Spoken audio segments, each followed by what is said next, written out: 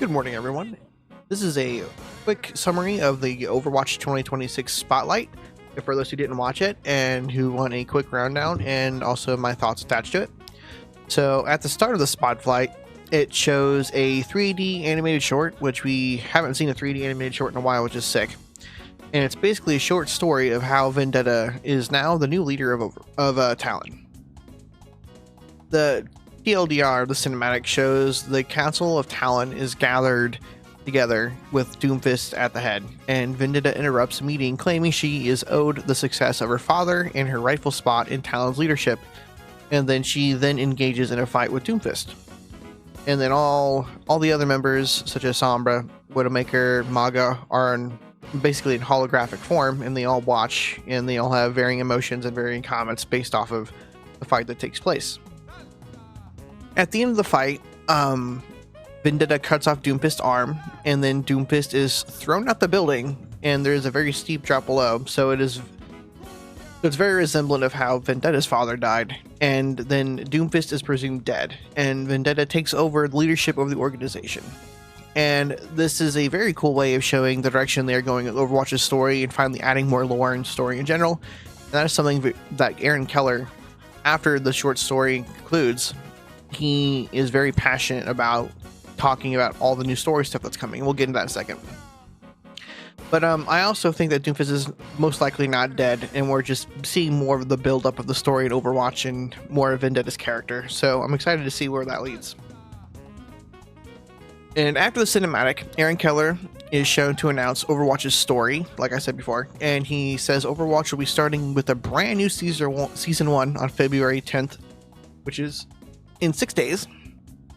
He claims there will be a story every single year told throughout each season, and each year will start off with a new season 1 and a new story. So basically, there's going to be, like, each year will have its own storyline and its new arc, and then next year we'll get a new storyline and a new arc that could tie into this year's, but who knows. But they're basically like chapters in Fortnite. And in other additions, in combination with the new season 1 and chapter layouts, will include in-game events, short stories, comics, animated shorts, another medium he was talking about. And it's really, really sick, and I'm really excited to see more lore and things like that with Overwatch. And I'm pretty sure not just me is excited, but a lot of other people are excited about it. And then the next big announcement, Aaron reveals that they will be releasing 10 new heroes this year, and 5 at the start of season 1, which again is in 7 days from the time of this recording. And there's going to be 1 for each season afterwards. And I will do another video covering all the heroes' kits separately, all their perks, where I think they're going to be in the meta, if I think they're going to be meta, if I think they're broken, how they'll play, things like that. They also revealed that they'll have new map updates, and there's 2 new maps that are confirmed coming out. One map will be based on Iceland and has no projected release, and it doesn't have a name yet that I could find. And then the second new map is called Japan Night, which seems to be coming out in season 3 according to the roadmap shown here. And then I'm super excited for Japan Night because that's like what my channel theme is, and I love the aesthetic and the colors of blues and pinks and neon. And they also claim that there's going to be some gameplay and cosmetic changes to coming to some other maps. I know for sure that Watchpoint Gibraltar is going to be one, shown as a screenshot here. You see that the plane is falling down. And there could be more maps changing sometime this year, but we don't know. I just know that's one that we've seen. And yeah, after Aaron gives his speech about all the new lore and stuff, Alec Dawson and Miranda Moyer are brought out to introduce the new heroes. The new tank that they showed off looks absolutely insane. The new tank is called Domina, and I can't wait to play her. She looks awesome. And Domina is a Talon-affiliated tank who is the heiress and vice president of Vishkar, and has a partnership with Vendetta. There's more lore about her that you can see in the actual spotlight if you want to go watch that. But she is introduced as Overwatch's first true poke tank since Sigma came out. And a quick overlook of her abilities are this. Her primary is called Photon Magnum. It's a charge shot that fires a burst at the end, and it's basically kind of like Ultron's primary fire from Rivals or Charge-O from Apex, if you guys know how those work. It's kind of like a railgun. And requires really good tracking, and it is also in the category of beams, and it's the longest ranged beam in the game. So I would assume it can pierce through abilities that other beams can, such as Diva, DM, and Genji Deflect. Her next ability is called Barrier Array, which is insane. It looks like a shield that you place down, and then each square of the shield has its own HP.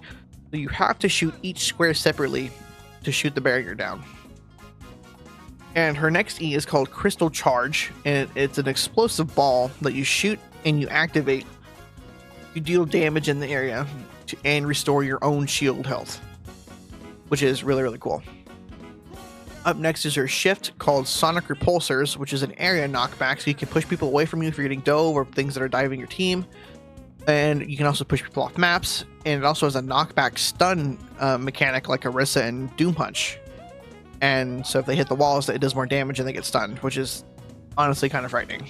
And then her ult is called Panopticon, I think, and it traps enemies in a barrier.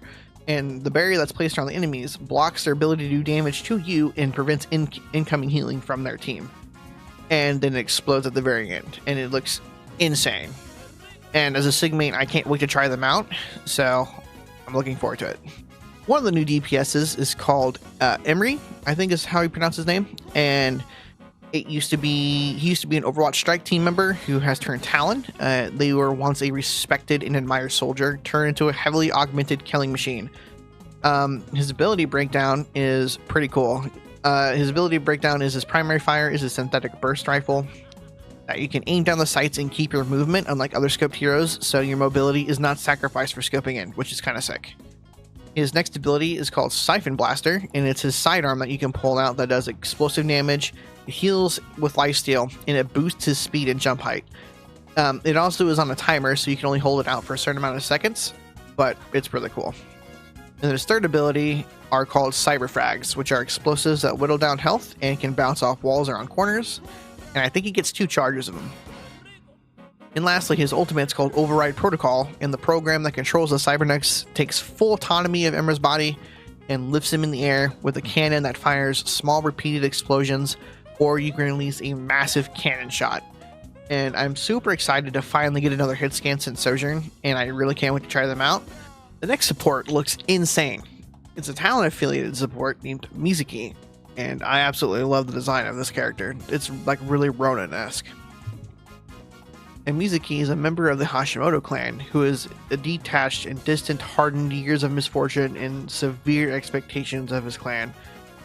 And some of his clan thinks he's not cut out for this life, but through his dedication and guidance of his clan members, he's an established member among the Hashimoto ranks. There's more lore explained in the Spotlight video. He's the aggressive support that plays with this team, and his core healing mechanic is called Remedy Aura, which heals nearby allies like Lucio or Brigand Spire. But he can heal more with this aura by dealing damage or healing with his other abilities. His primary is called Spirit Glaive, which is a spinning blade that can bounce off walls and impacts enemies that can fuel his aura. And his first ability is called Healing Casa, which he throws his hat, and it can bounce up to 3 allies, healing in the process, and gives a bit of self-healing. And this ability, I think, has 2 charges. His next ability is the most skillful part of his kit, I think, and it's called Katshiro Return, which he leaps forward, leaving a paper doll in its place, and then reactivating it returns him back to his starting position. He also gains increased movement while it's active. And this ability absolutely seems insane and can completely be used to outplay his enemies or just in general have really good escapes. And supports get another hard CC to protect themselves with his new ability called Binding Chain. And this ability is a chain he launches and it tethers the target to the ground if it lands. And it can cause hinder.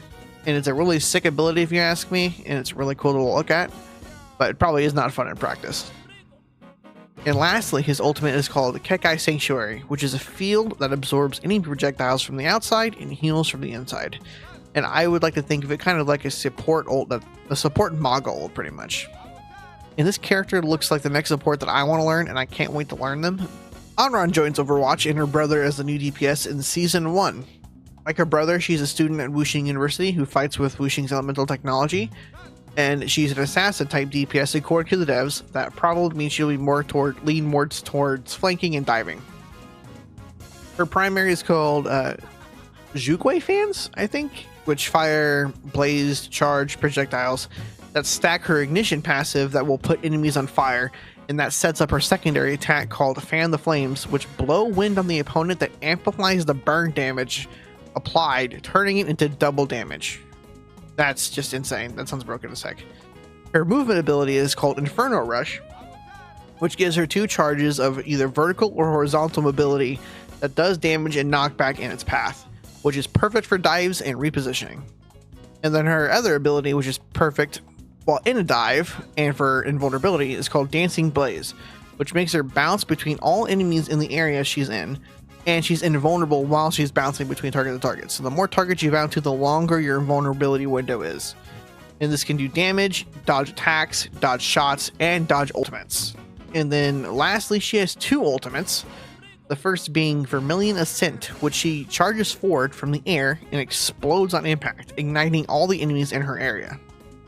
However, if she dies first, she can self-res herself instead with her ultimate into a fire explosion, which is like a surprise for her enemies, I guess. I don't know. That just seems incredibly broken to self-res yourself. And she's also going to be the only hero available for hero trials starting on February 5th to February 10th, which is when season 1 starts. So if you're watching this beforehand, get in there and play the character.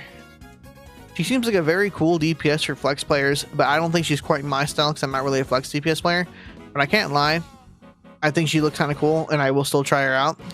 She seems very busted though, so it's interesting to see if I'm right about her being busted or not.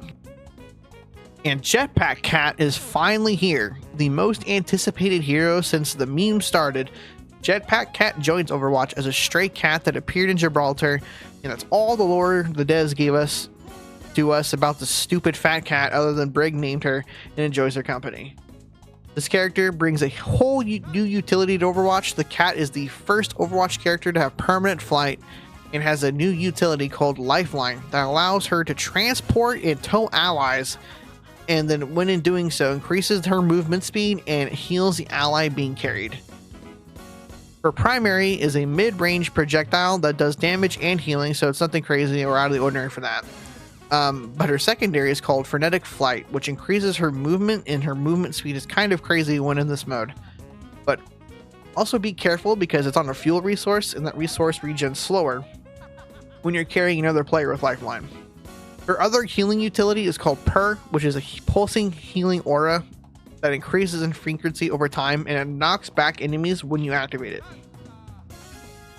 And lastly, God why, her ultimate is called Catnapped, which dives in a location, knocking down all the enemies in this location, and then the closest enemy to the cat gets tethered, and this cat can drag them off the map or around to your team, which is insane. I hate this so much. I do not like not having autonomy of my character. It's like Jeff all over again.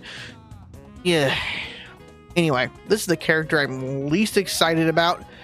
Grab your torches and pitchforks. The cute cat will not brainwash me. I do not care. But what do you think? Leave your comments below, and thank you for watching.